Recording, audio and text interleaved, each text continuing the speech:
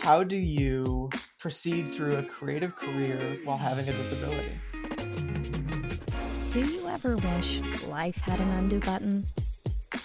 Walking the balance between business and the creative life can be hard. But Matt and Shelby are here to attempt to answer the tough questions, so you don't need an undo. Presented by Made by Things. This is the CMD-Z Show.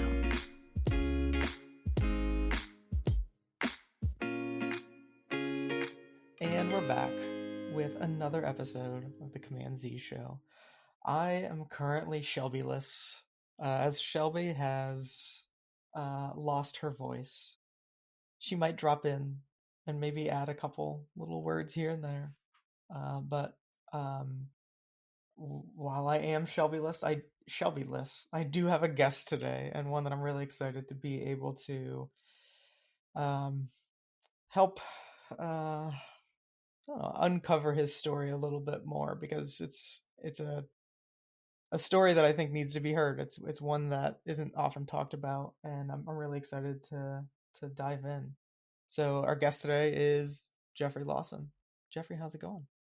It's going pretty good. Thank you for having me today. I'm excited to kind of share a bit about my background, about my story, and some of the things that have culminated through my career and have kind of prompted the topic about today we're going to talk about. I love it. So your background, you are illustrator. I am. I can't remember. Do you get into the animation side at all? Or are you mostly illustration? A little bit throughout my career. It's kind of the weak point, actually. It's kind of the thing I've been focusing on most recently, even through the gunner school that I recently completed. I have been focusing on more animation than design and illustration as of recent. Nice.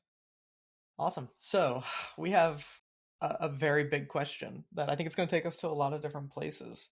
Right. I guess, honestly, I'm excited to be able to do this. I'm excited for anytime that we get a chance to have a really open and honest conversation where, if at any point we're going farther than you'd like to go, please, push me back. Sure. But otherwise I'm going to keep pressing, right? So the question that I have for you is, how do you proceed through a creative career while having a disability? It's a great question, and it's almost a very tightrope question, right? So right. Because you stray too far on one side and you might fall off, right? Or you stray to the other side and you might fall off, especially having someone who has multiple disabilities such as anxiety, depression, PTSD, and I've had it throughout my life at various stages and to minor degrees, right? When I was a little kid, it was much worse. I remember my parents telling me that, throughout school, I had behavioral issues and I would get in fights a lot. And, especially with my learning, right? Thinking throughout the various stages of my career, even when we go back to when I was a little kid, starting out, school wasn't the easiest for me and social stuff wasn't the easiest for me. And so navigating that as a kid was very tough. I had to rely on my parents to kind of help me with that, doctors, stuff like that. But, fast forward, I get in the military and I've learned to adapt by now without medication, without needing to, go to doctors and anything like that. And, I get in the military, right? And, I do fine in the military. I become a leader. I help manage other soldiers. I even mentor other people. And then, fast forward 6 years later, I get out and I go back to college. That's the real trip right there, right? So how do you manage transitioning from this huge part of your life back to the way it was before, right? And learning that you now have a whole new set of disabilities, right? They're more prevalent. They're on the table now, right? You know about them, especially because the things that happened, while I was in the service. Some of those examples could be, like when we were in Afghanistan, and midnight, 3 a.m. you're getting, mortared. How does that affect the mental, right? being on the other side back in the civilian life years later, or, when you're in combat going through convoys and stuff like that. And, you have that anxiety of like, at any moment, that you could be attacked, right? And you're on edge. And so some of these things translate back into the civilian life. Like when you transition, it doesn't just go away. It goes away over the years after you've learned to deal with those, right? Wow. I mean, yeah, you say it so casually. There's a lot of heavy stuff in there, though.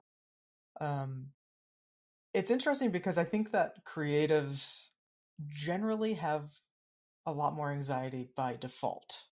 Mm-hmm. And I don't know why exactly. Um, maybe it's one of these things where people that generally have high amounts of anxiety or things like that are just drawn to a career such Mm-hmm. as a creative one. That probably makes more sense. But um, at what point for you did you decide, like, okay, I want to pursue a creative career with this stuff? I think for me, a little bit of my background stems from when I was, a screen printer in my earlier career before the military. I always had a passion for creating. I went to community college and pursued advertising and design, but I didn't really get into it until a few years into my military career. It just clicked for me that in the military, it's funny that I did have a job, right? But once leadership found out that I had creative skills, there was a lot of fun activities for me, Right. like painting sidewalks, painting walls, doing photography. And so then it was like, oh, if I'm going to just be doing this, I might as well do it, full time. Right. that's that's funny that you bring that up, because that was like my first thing was when I was, I think, 15, and I was working at a restaurant, and the owner of the company was like, "Hey, we need like a sign like on the sidewalk." Like, and there's this big like concrete boulder. He's like, "Can you paint on it?" I'm like, yeah, I can do that." And that was like, that's what I always say. Like, that was my first creative job. Like, I just, the whole time I'm smiling. I'm like, I can't believe I'm getting paid for this. This is so cool. Um, but yeah, it's just, again, it's just fascinating how, again, it just, our creative careers sort of find us, I suppose. Yeah. Um, and so with things like your military background, like, is that something that you thought about throughout that entire military experience that you had? Like, did you think that, like, yeah, I'm going to come back to this, and this is, I'm going to have this kind of career? I didn't. So when I was in the middle of Afghanistan, when I thought about that, to be honest, having spent almost 6 to 7 months in Afghanistan, it started going through my brain like, okay, is this going to be the career that I lead with? Because it was at the point where I was what they call retention, right? Where you have so many months to decide, hey, am I getting out? Am I staying in? Before you can either a reenlistment kind of time frame, basically. And I just decided, like, hey, there's this thing that was shared with me, and I forgot who shared it with me, but it was like, there's a school in Savannah, Georgia. They're a good school, like, hey, you should check them out. And I ended up checking them out. I had no resume, no website, none of that stuff. So imagine trying to put that together in the middle of a combat zone. Wow. Yeah. How long were you in Afghanistan for? About, I think it was about 9 to 10 months. Wow. What year was that? That was 2013. That Oh, was geez. Operation Enduring Freedom. Wow, that's crazy. Um, Good so times though.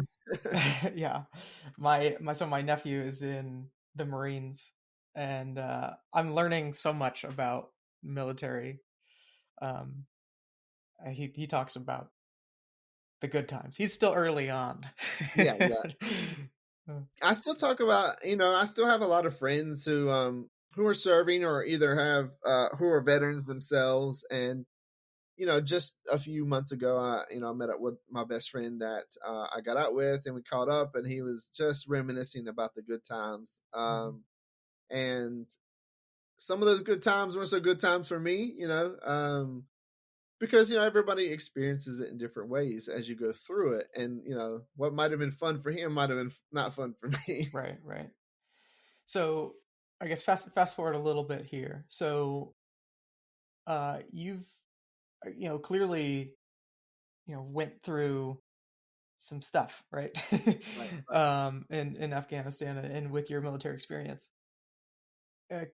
I guess, can you talk a little bit more about, like, I mean, you kind of did a little bit, like you're saying, like, okay, you're in Afghanistan, you're thinking about, like, this is, this is what I want to do as a Right. career. This is what I want to do.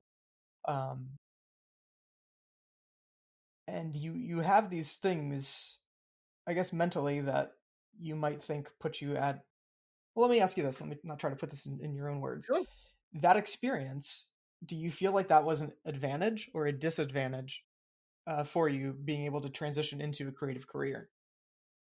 Oh, I think a disadvantage, because here's how I'll explain it.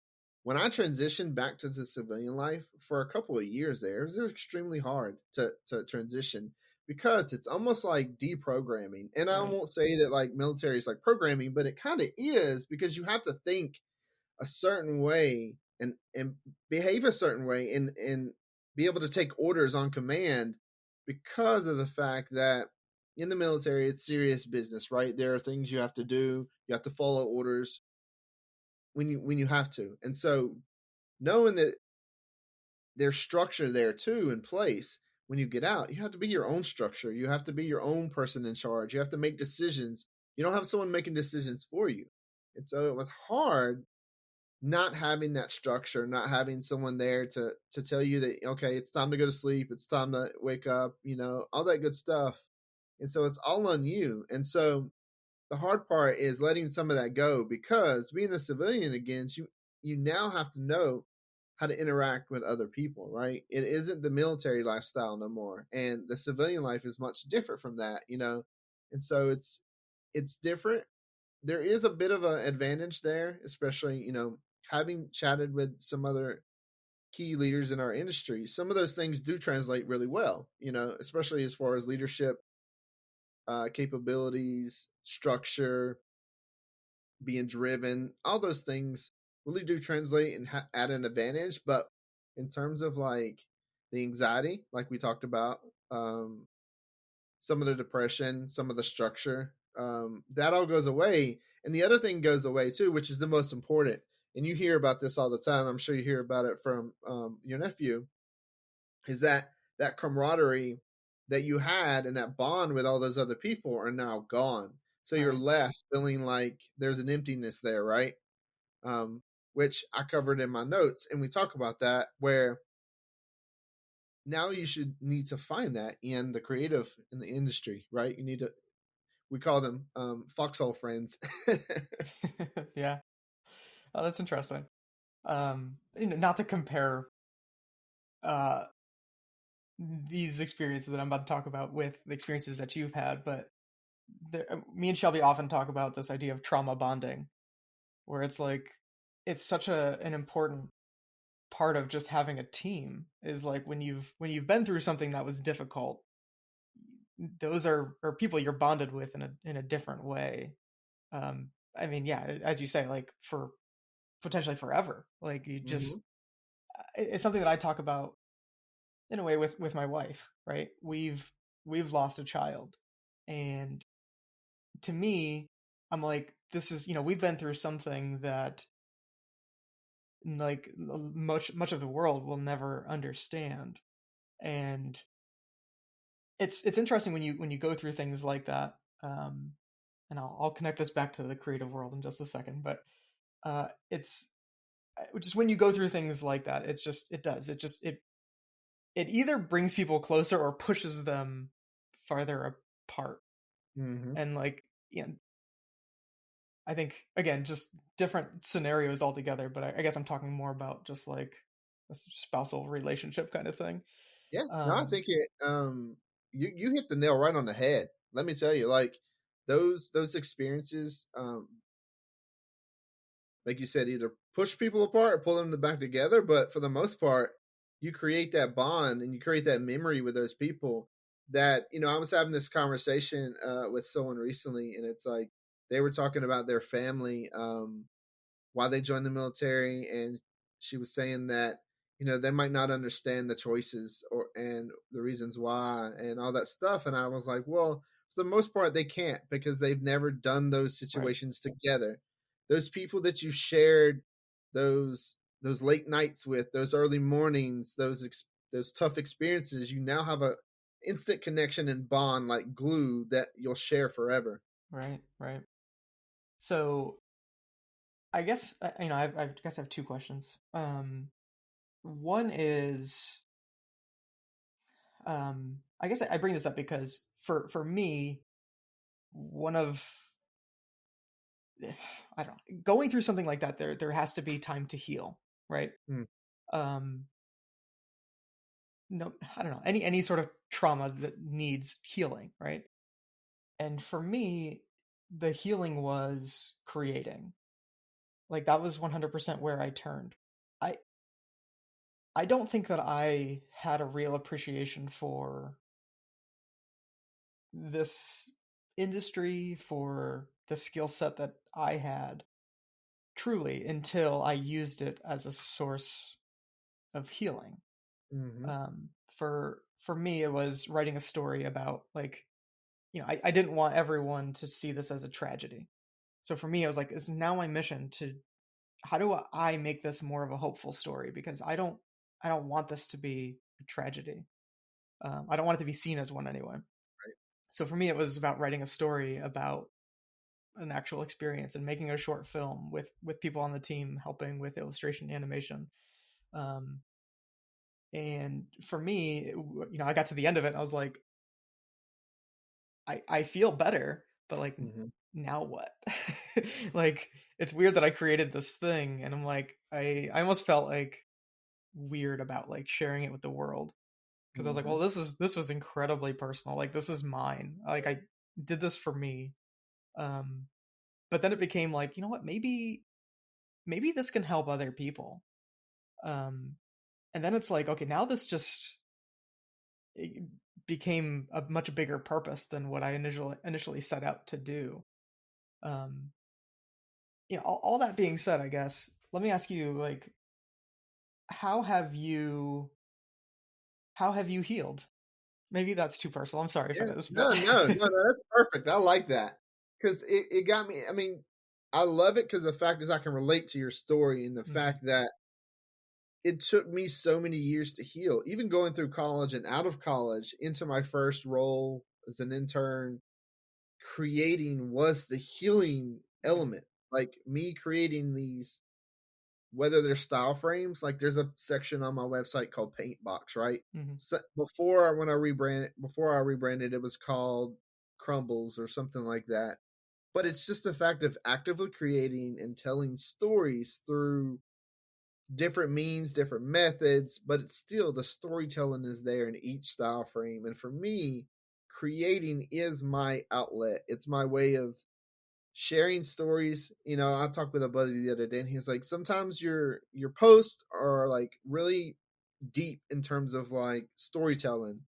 And I think for me, it's my way of sharing bits of myself with the world, whether it's, bits of my childhood, whether it's bits of my military career. You can see some of that stuff sprinkled in um in my Instagram or in my website. You can see some of those elements throughout my time, but it has helped me heal, right? Mm-hmm.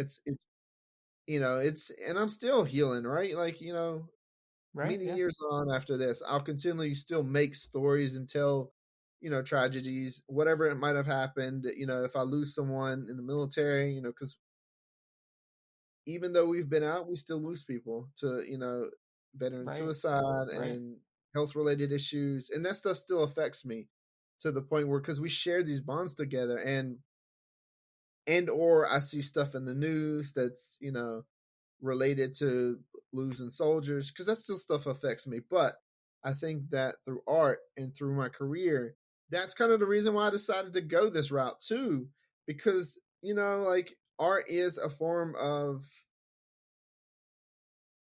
therapy, I guess, It because 100% is. it's just the way that I needed to heal. And there are different ways to heal, right? There are different methods. One of my coworkers at Demo Doc, she was studying to be a therapist through the use of paintings, Mm-hmm. and I've tried to adapt that myself. There's something that I haven't done commercially, which is do paintings in the motion graphics world, but I have done them in my free time. So painting is almost like a little healing thing for me. Oh, that's super cool. It's interesting because like over time I started to look at some of the work that I was doing, and I'm like, wait, like I guess I never realized how personal. I mean, until after I did that short film, I started looking back, and I'm like, everything that I've done is a journal entry into my life. Like I've always just found a way to bring it in, but I never even knew. Mm-hmm. But it just after that I started being able to look back and being able to see, like, just I don't know, with a completely different lens of like, oh man, what was going on. Um, and it's interesting you talk about things like the post that you make and stuff like that. Um, that was one of the things for me too, with a lot of the things that I post about. Um, I- you Most people would say that I speak pretty transparently and just whatever's on my mind with a lot of the things that I post about. Um, and I guess the biggest thing for me is like I like to share what I'm learning, and the the the idea of being a thought leader is really awkward and weird and not comfortable to me at all. So anytime that people like apply that to me, I'm like, nope, nope, nope, stop it. Like I'm not a thought leader. I'm simply just talking about the things that I'm learning about. Um, and I don't know, they all are basically opinions, but it's also the idea of, man, if I can help other people in any way, I don't know. To me, that's one of the most fulfilling things that we get to do on this planet is learn something and then be able to teach it to somebody else. Absolutely. So let me ask you this: like, is there? I mean, how do you at this point? How do you help others that have been through similar things as you? Good question. I mean, most recently, I've, obviously, Amanda Russell, Mhm. beautiful soul. He's helped me get through some of these things that I've been struggling with the last couple of years, right? Of having a good mentor. And so now I'm learning how to be a good mentor myself to other people who reach out, because before I just wasn't equipped, right? I didn't, I mean, I wouldn't say I was adequately equipped because I have the experiences from the military Mhm. to help me, but creatively, how do I help others, like you said, who have, or who don't have the experiences of going to a fancy art school, who have anxiety, who struggle with some of these things, and I can notice them, right? So most recently, I've picked up a few mentors. Sorry, not mentors, mentees, Mhm. and tried to help them with their creative careers and give advice through which I've learned the last few years, right? Especially having moved from, say, intern to art director in just a few years, being able to share those experiences with some of the younger generation is very fulfilling to me, because, in the military, I got to do that as a leader, you know, lead soldiers into combat, but share those experiences with them and guide them in the right direction. Because, like, not only, when I was in the military, I went from E3 to E5 in a short amount of time, which, there's structure there where you have to do X amount of things to make it, just like in creative career. And so being able to share these experiences that I've had with them, and what I like to call sending the elevator back down, Right. is just it's truly beneficial to healing in a way. It helps me guide them, and truly, so that they don't make the same mistakes that I made, or at least it helps them get past that hurdle easier than it took me, right? I think that in itself is just extraordinary. Some of the things that I do are just, whether it's giving feedback on the way that they post things, or their designs, or their animation, or just life advice, right? I think sometimes we can get caught up in it's just about the art, when truly it's just about the people that are left and right of you, right? Creatively. Right. I always kind of tell people, like, this is, again, this is a very personal industry, and a lot of times we have to, this is gonna sound bad, but like sometimes we disguise it as being like ultra valuable work to large brands, but that's not the reason why we do it, right? We do it because it is a personal thing, and we all enjoy doing it. Like, thinking back to like when I was in like high school, and it's like, man, like, being able to look back now and say, like, what would that kid think, knowing that he did exactly what he hoped to do, right? Mm-hmm. And I know that kid didn't think anything about like, oh, I hope that this project makes this company a good ROI. Like, yeah. But it's one of these things that you sort of adapt to it a little bit. So it's like, I don't know, man. It's been for me anyway, it's been about 15 years in the industry, and there's definitely tough days still, but overall, I'm just like, this is super cool that we get to do this thing, and people get to see the value in what it is that we do. And like you said, being able to help others, sending the elevator back down, being able to help others kind of on their way up, I think you're right, is a really fulfilling thing.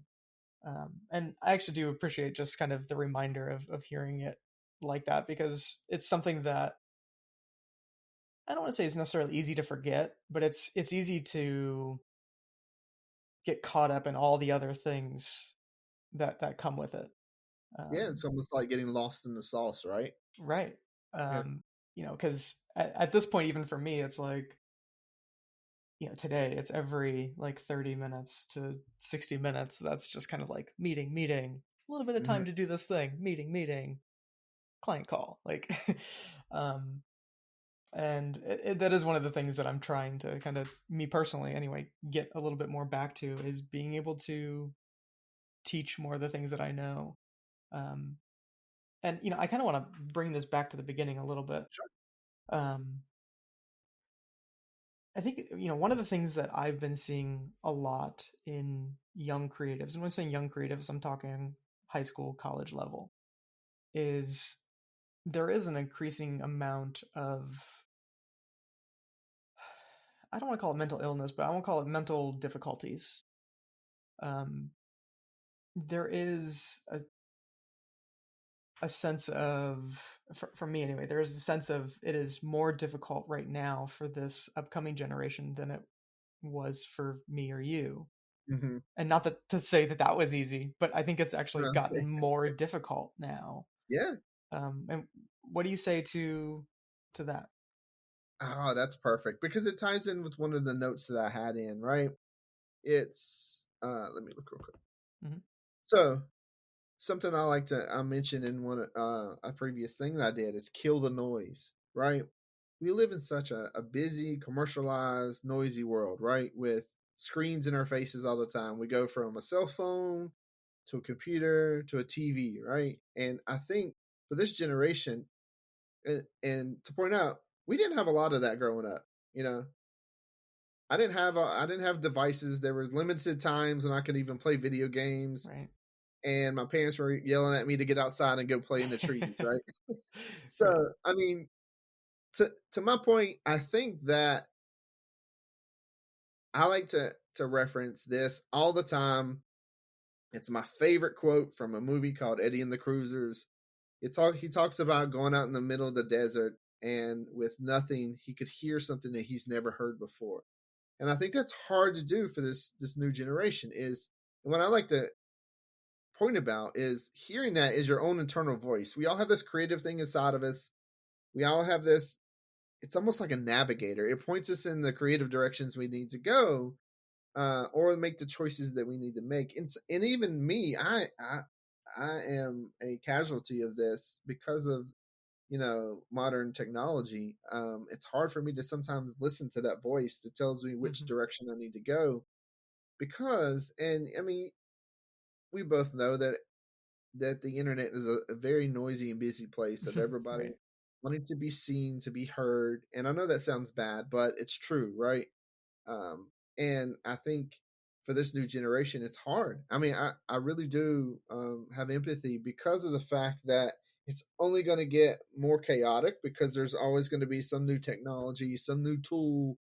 When we were growing up, there was Photoshop, Illustrator, and InDesign, right? Like, Right. I hate InDesign, but um, I think it's just noisy, to be honest with you. Right. Currently, right now. Yeah, I can see that for sure. Um, I guess that's kind of where it's weird for me, because like initially it was okay, let's teach motion graphics to people, let's teach After Effects, Mm-hmm. and at this point I will rarely talk about it because I don't think that that's the thing that's going to separate people. I'll talk Mm-hmm. about the stories, Yes. um, especially the personal stories that we all have, and that's so. I was just yesterday morning talking to a high school student, um, and I think that's what he wanted to hear more about, like what software am I supposed to use, but I'm like, I don't know, you can Google that, like it's going to change in 2 weeks anyway, so just you'll figure something out. um but it's like, just keep in mind that like why we're doing this, like Yes. we don't do it because we know how to make keyframes in After Effects. We do this because of a sense of timing that we have, the storytelling aspect of all of this stuff. And if you just focus on telling that story, Mm-hmm. the rest will come a little bit easier. Um, but yeah, it's just, I don't know. One of the things I was talking about is like, yeah, the software is not going to separate you. It's the stories that are going to separate you. Kind of what I was alluding to is like there's always going to be something new to learn, like new tool to learn, but the passion for telling those stories, to sharing those stories with the world, right? And what I like to do is sprinkle in. I think there's a quote out there that says every good artist puts a little bit of themselves in their work. Right. And so, like, I think that for me is what makes me love what we do so special. And I think, sharing that with, the high school student of being like, just their tools are always going to change, but that passion for telling those stories isn't. Right. Right. That's what, at the end of this conversation I had with him, he said, what's an essential skill that's needed? And I was like, passion. Like, if this is hard, it's hard to make it in this career, because a lot of people want to do it. There is, well, we're not making this whole episode about this, like there's a lot of competition in this, um, and it's kind of thinking about this as a numbers game, thinking about the whole 10,000 hour rule. Yep. It's not just put the time in because you think that's what you're supposed to do. It's you put the time in on accident because you're just so in love and passionate about doing this stuff. And if you can do that, I don't know, great things are going to happen. It's inevitable that great things are going to happen when you put enough time into this. It is. And that's the thing I had to learn the hard way. Like, to talk about my college experience, like I got into the motion game a little late. I was in advertising design and then switched over to UX, and I had that shiny squirrel syndrome for a while, and I finally fell in love with motion back again, because motion can take you anywhere. And we both know this. There's so many avenues in this industry, whether Right. it's UX, whether it's uh, like animated storytelling, you name it. And so I think that longevity lends itself to yourself just being able to focus on which direction you want to go and say, hey, really love this thing. Let me do that. Right. And that's the other thing I always tell people is like, it's okay if you don't love it. Like in 5 years from now, you can change it. You can change whatever you're doing. You can have a 20-year career and decide that you want to be a lawn care professional if you'd like. If Yeah, that's what you want to do, like that's an option that we all have, and I think that's one of the coolest things about careers in general, is that like, exactly. Yeah. I mean, perfect example. I did the military for 6 years and decided this ain't my thing. I'm going to the other side to do creative for the rest of my time on this earth. Yeah. Yeah. Before we wrap up, I want to ask you this one question here. And again, you don't have to answer it. Any young creatives that are interested in going into the military, what do you say? I think my personal belief is that it will provide you structure. It will provide you with necessary tools to be an effective leader. I mean, there's so many great things that I learned personally from the military that translate to my creative career, right? Structure, managing my time, being organized, being able to answer for creative projects, right? Being able to say, hey, say the creative director asks me, hey, I have this task for you. How long is it going to take you? Knowing yourself is is some of the things in the military that translates really well. You have leadership in the military that asks you to complete a task, and you know, learning to be an effective member of the team is crucial too, right? We both Right. know this on creative projects. If one person fails, we all fail. Same thing it goes in the military, right? So being a member of a team and learning to work as a unit um, will make you successful in this creative career. I mean, personally, I think it's something that benefited me. Long term wise, I think there's a lot of great tools that I pulled from the military. And anybody that's creative that maybe want to go into the military, I'm a big fan of the military. There's some people that I follow, like David Goggins, Jocko Willink, Ray Cash Care. They're all Navy SEALs, but at the same time, they're self motivators. They give great advice on how to run a business or how to be an effective not a creative, but just professional, right? Right. So I think that's the other thing that they will teach you is how to be a professional um, at every level. Right. So I think I'm all for it. I love it. All right. So let's do some final thoughts here. I want to kind of structure this final thought a little bit Okay. into anyone that is sorry, my child just walked in. It's okay. um, anyone that is experiencing any of these sort of disabilities at any point, what advice do you give them? That's perfect. This was actually in my note. To know that you're not alone. Everybody on this planet has things that they deal with at different levels, right? At different degrees. But thinking you're alone in your battle, and I'm gonna relate this back to the military because um, in the military we fight battles together. Um, in the civilian world, it's the same thing, and we go back to that bonding experience, right? So anybody who's struggling with depression, anxiety, um, PTSD, you name it, and it's just not related to the military. There could be maybe situations you had when you were younger, whatever it may be, that you still deal with internally. I think that knowing that there's people out there who have had these experiences, um, will allow you to make those connections, right? So, like, just knowing that you're not alone, having that in your tool belt is paramount because the worst way to lose a war is to think you're fighting a battle alone, right? Right. You can play a video game, you usually do it with people, you win the war. I know I'm going down a rabbit hole No, here. no, no. I think that's a good way of saying that. I think for me, final thoughts here. Anybody that is going through some stuff, I think. Well, one, I think that your advice is great. Of you're not alone. The other thing I'll say to add on to that is you have to find a way to use these things for the better. And that's Yes. it's an easy thing to say, I know.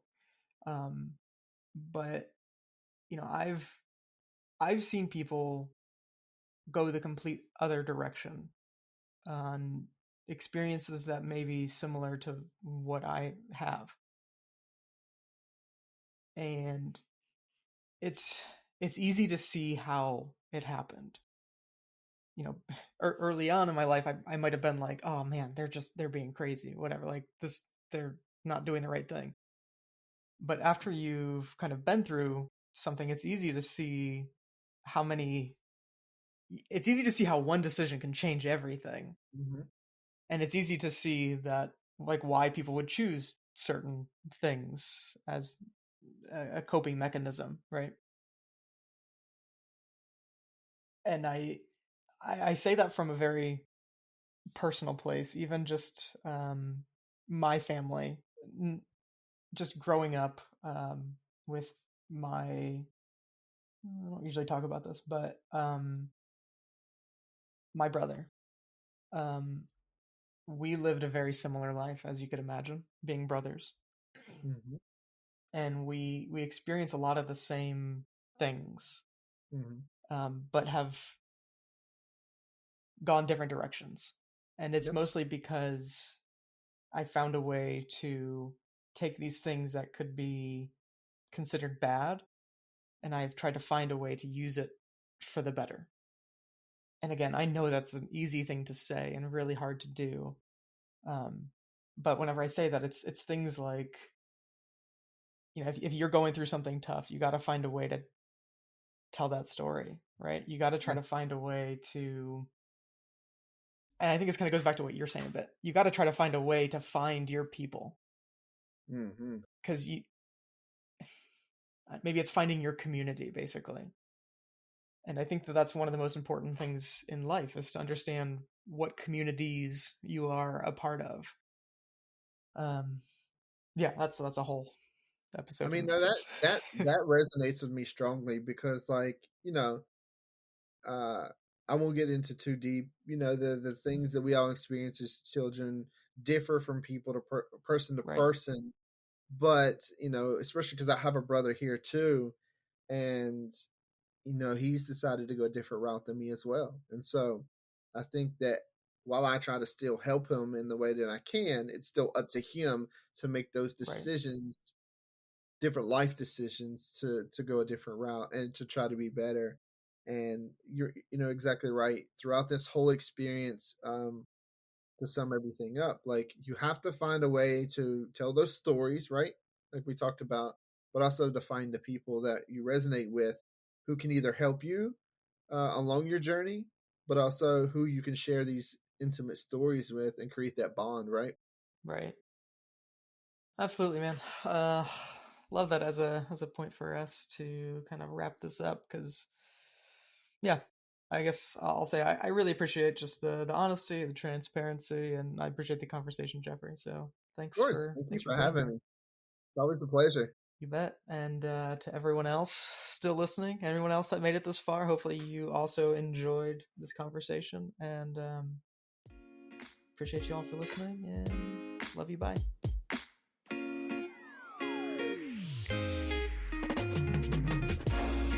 The CMD-Z Show is created by Made by Things. And if you have a question you would like us to discuss, you can send a message at CMD-Z.show. And if you like what you hear, leave a review. We'll see you next week with a brand new show.